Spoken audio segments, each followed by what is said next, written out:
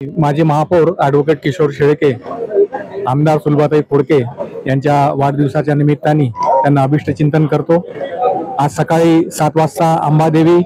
आणि एकविरा देवी इथे आम्ही महाआरतीचं आयोजन केलेलं होतं। सगळे कार्यकर्त्यांनी मिळून तिथे महाआरती आम्ही आयोजित केली आणि अंबादेवीच्या चरणी आमदार सुलभाताई खोडके यांच्या वाढदिवसानिमित्त त्यांना भरभरून यश प्राप्ती करून देवो आणि अमरावतीकर जनतेसाठी त्यांनी केलेली जी कामं आहेत, 865 कोटीची पाण्याची योजना, जे नेहमी पाण्याचे नळ आपले खंडित होतात आणि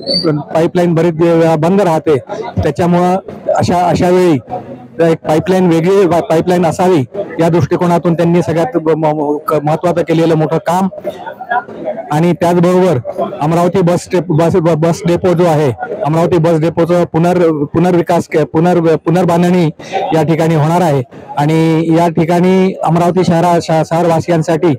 त्यांनी जे केलेले कामं आहेत, मूलभूत सुविधा असतील किंवा नागरी सुविधा असतील, या सुविधांसाठी जे केलेले कामं आहेत त्या कामांसाठी सुलभाताईंना सतत असेच प्रेरणा मिळत राहो आणि अमरावतीकर